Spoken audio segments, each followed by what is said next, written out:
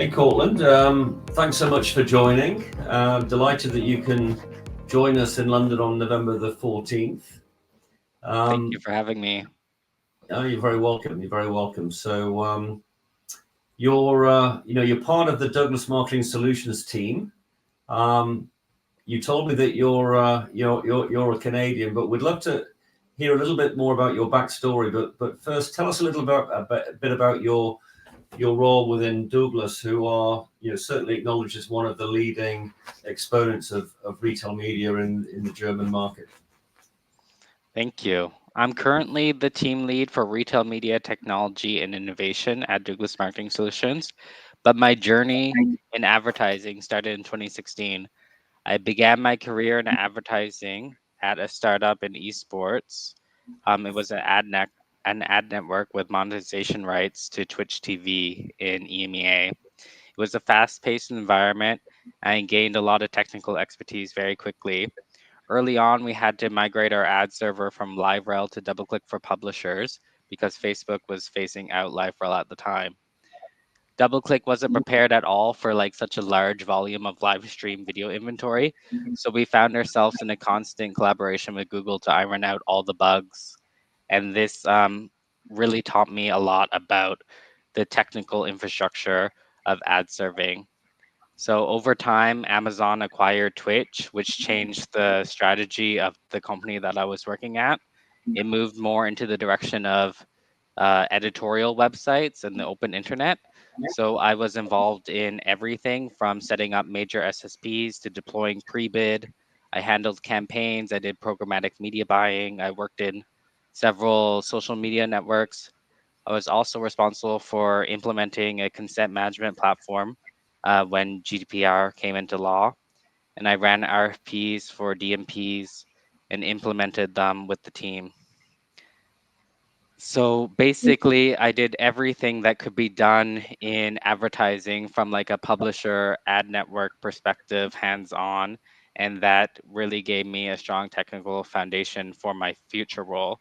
So this experience led me to be headhunted to join Douglas Marketing Solutions as their first tech hire, where I was responsible for launching our on-site retail media solution.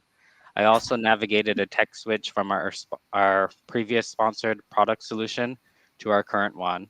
Retail was completely new to me, and it's still an area that I'm constantly learning about, especially since retail and advertising are so vast on their own. But having a deep technical knowledge on the mechanics behind ad serving, from tracking to implementing different ad formats, really helped me in rolling out a solid on-site offering in 2021. And my successes in that project and others have earned me a promotion. And now, alongside my team, we've been expanding our retail media network strategy and our portfolio.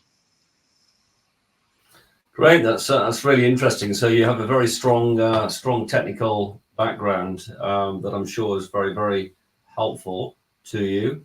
Tell me a little bit about some of the successes that Douglas have enjoyed in retail media over the years.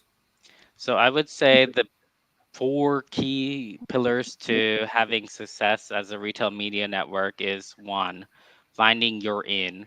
In retail media, there are countless internal and external stakeholders to get on board, and not all of them are going to be enthusiastic right away.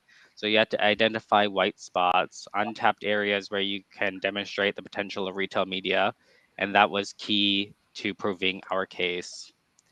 The next one is getting your buy-in. So retail media is disruptive, and often teams have different goals or priorities.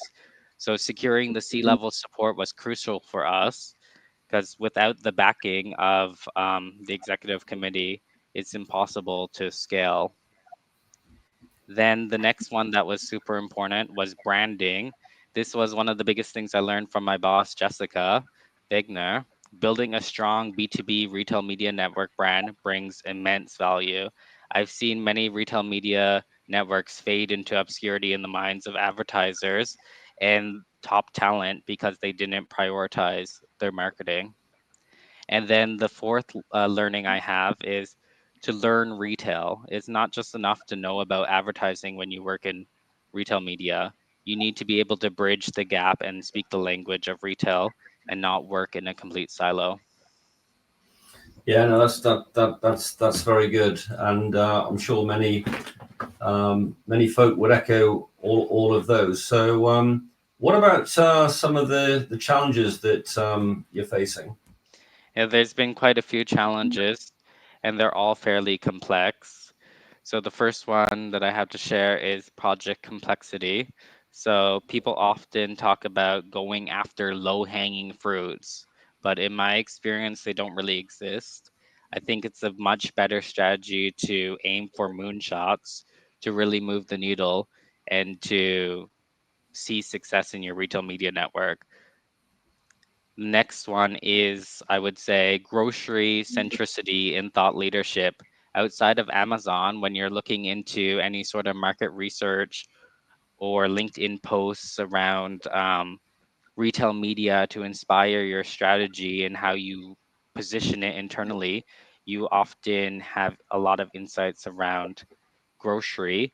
But Douglas is a beauty retailer, and it's also in a premium and luxury positioning, and that's very different from what you see in the groceries, and translating the learnings from others has always been a bit tricky to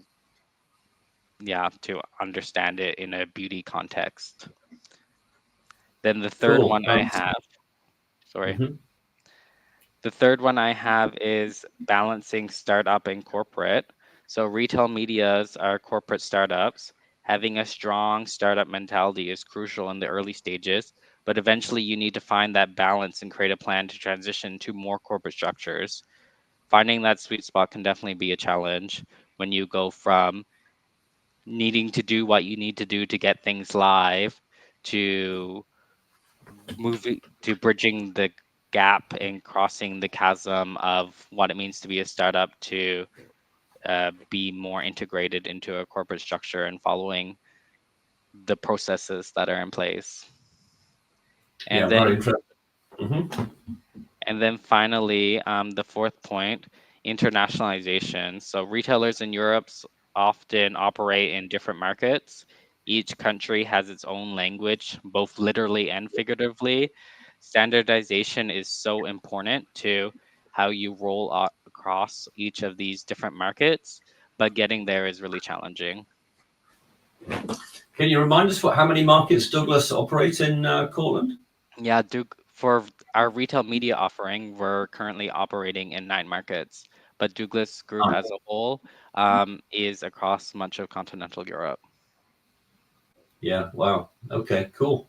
Very good. And like I say, you've kindly agreed to join us on November the 14th, and you're going to be interacting with other retail media network operators from around not just Europe but also the Middle East.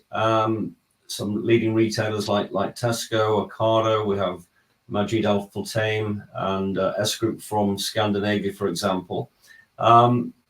Not forgetting Ahold Delhaize and Yes. Nectar. What are the areas or the topics that you're hoping to learn a little bit more about or find out about? I've met a lot of the different people working in these retailers already, and whenever we come together and talk about retail media, we learn so much from each other, and it's always been immensely helpful. So I'm super excited to see Maurits from Ahold and the rest of the people at the conference, and really excited to see what they have to say. Superb. Well, we're going to be looking forward to hosting you, and once again, delighted you can make it, and thanks also for sharing those preliminary thoughts today. Thank you. My Thanks pleasure. very much. Looking forward to it.